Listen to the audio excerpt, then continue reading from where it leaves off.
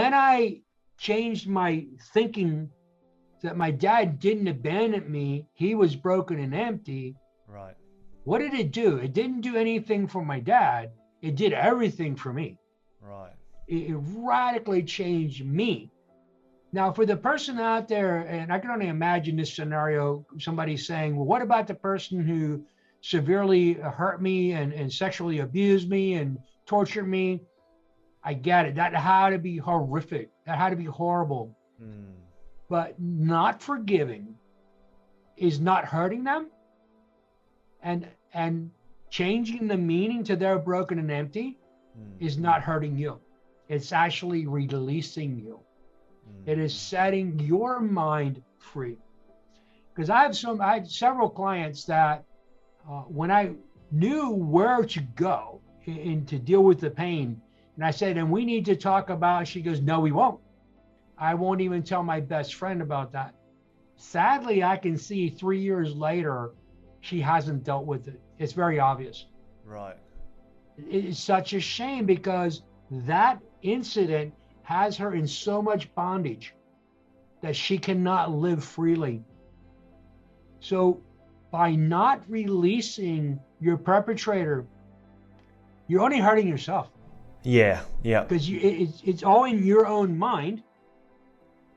And the other thing is, how long do you grieve the loss of something? It's 100% up to you. But it is a process. And this is what I call the simple step to hard process. Simple step is you got to change your mind.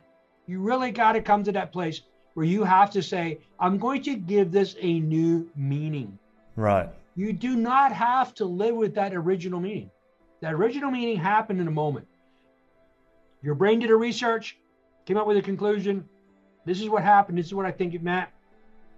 And boom, we hold on to it. But literally 5 minutes later, you can stop. What am I thinking? Why am I thinking that? Is it true? What's the truth? And you can come up with a radically different meaning to what that event happened. It might take you 5 minutes. It might take you 5 months. It might take you 5 years.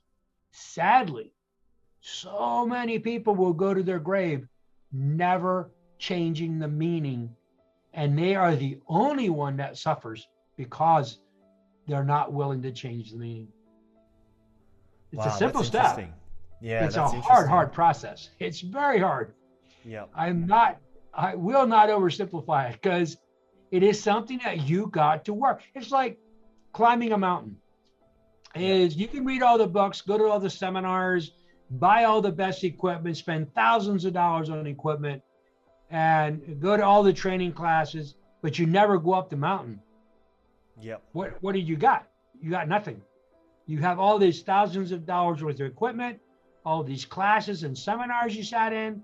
Yep. But until you go out and you start climbing that mountain physically, exerting your physical energy, mental, emotional energy to conquer that mountain, what are you?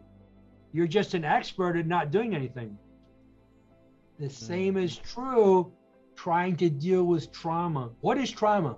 Now, I don't want to oversimplify this, not at all. Trauma is my belief that I give to an event based on the beliefs that I had prior to the event. Okay. Now, it's all a mental, emotional, which I am 100% control of my mental, emotional. I am the author of what I wrote. God and the devil cannot write anything in my mind. I have to go in and I have to write a new meaning. That's my meaning. I can change it. Only I can change it. God cannot make me change it, and the devil cannot make me change it. Right. So hang on. So you're using your conscious mind to make the change. Yes. Okay. Stop. What am I thinking? Yep. Why am I thinking that? Is it true? What's the truth? Right. So they're your 4 questions you always go to. Yes. Okay. You got to stop. What am I thinking? Why? Why? If you don't get to the why, nothing changes. Right. Okay. Gotcha. You just keep doing the same thing because it becomes a habit structure of thinking. It just becomes a natural reaction. And if you ask somebody, well, why do you do that? That's what I do. No. Why do you do that? Yeah, you got to find a real reason.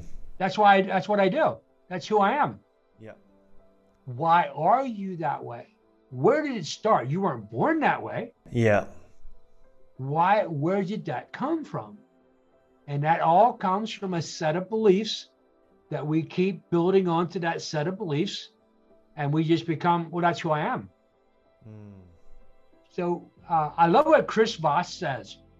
We will always fall to our highest level of preparedness. Not when we fall, not if we fall, but when. When we fall, we will fall to the level that we're prepared to. You mean your expectation?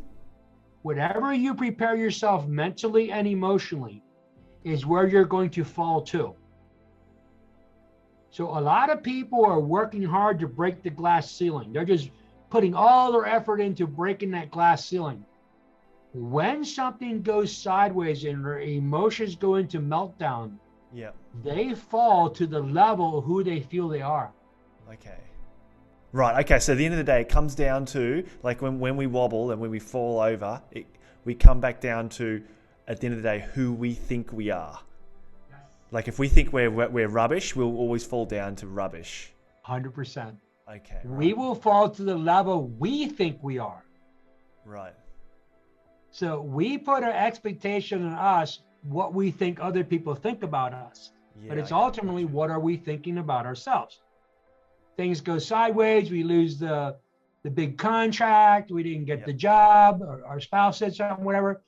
We walk away from them failures by what do we think we were before the failure happened.